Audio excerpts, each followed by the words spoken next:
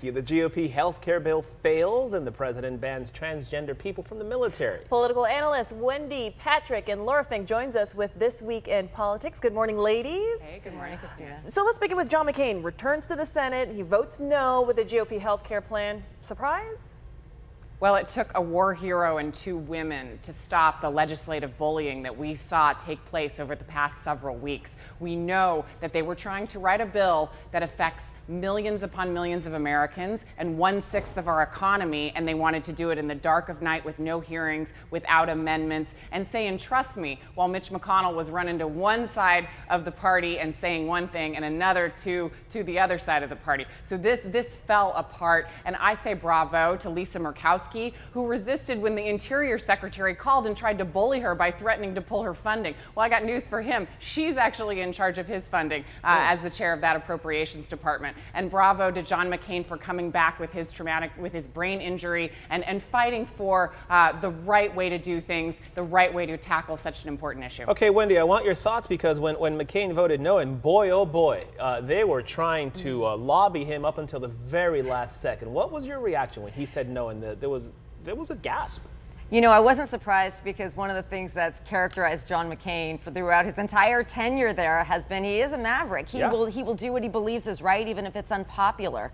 And that also kind of characterizes some of the other people that voted against this bill. Here's the thing. Sure, it was a skinny repeal. It wasn't deluxe ultra light. Maybe that's what they needed. Maybe that would have passed. But they went as far as they could. And I don't think it was really a surprise to anybody that this didn't go through.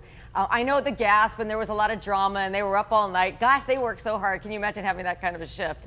But I don't think among those there, it was as much of a shock as it maybe was to the American public because it just didn't go far enough. You know, and McCain made a very eloquent statement afterwards where he explained he did want to undo Obamacare, but not like this. This repeal didn't go far enough. Okay, so the senator's now saying, well, we're going to move on from health care. We're going to move on. And then the president says, okay, fine, let Obamacare implode. Is that what we're in for the next couple of weeks or months, or what do you see the next few months looking like?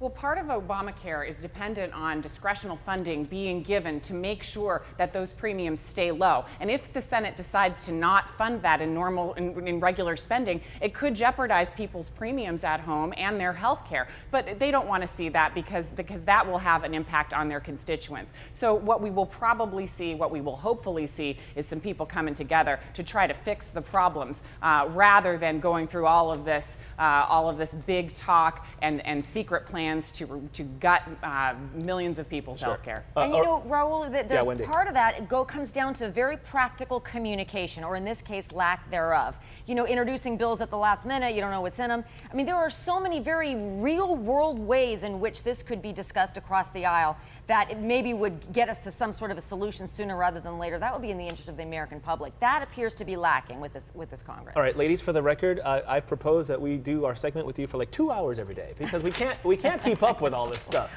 Let's move on to what White House Communications Director Anthony Scaramucci. What happened yesterday? I don't know that. I mean, what in the world with this profanity? I mean, it was just F this and bad words that. Wendy, when this is the communications director for the White House, how do you interpret this?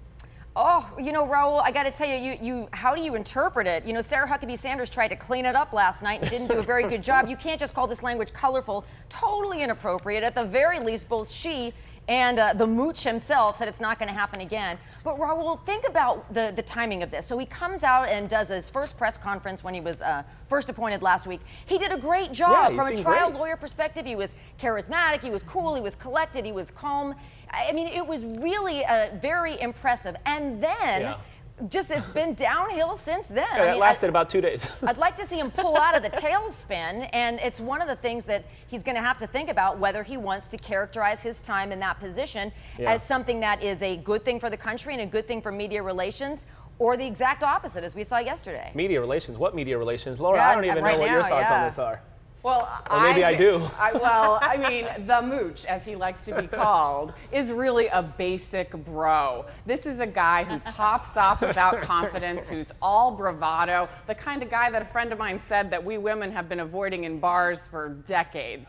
This is and Anthony Scaramucci. The real tragedy here, we joke, but he's in charge of spearheading an agenda and working for the betterment of the people of America. His responsibilities are legion, and instead he's picking a fight with Reince Priebus. He's creating more chaos and dysfunction in the White House as if they needed that, and he expects to do it and get away with it. The amount of entitlement that we've witnessed over the past 2 weeks between folks like Scaramucci and folks like Donald Trump Jr. is really not surprising, but really disappointing. Yeah. And Raul, he's got to quit taking shots at others in the White House. You know, he said he and Reince last week were like brothers, and then the other day he clarified that as those brothers were Cain and Abel.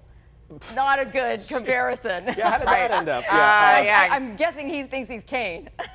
Oh boy. Cain Oh my killed gosh. Abel. I feel Look like at That's what this. I mean. He's got to there's- clean this up. We don't. there is so much more to talk about. I know we could talk about actual issues, or we could talk about the bro fight that's happening in the White House. There's no how The you. drama, palace intrigue. You know what? Let's just go hang out on Facebook Live and just continue talking about the 30,000 topics that go on. It's unbelievable. Absolutely. All right, ladies, thank you for being with us this morning. Thank you. Thanks, you both. More time next time, I promise. I'll try.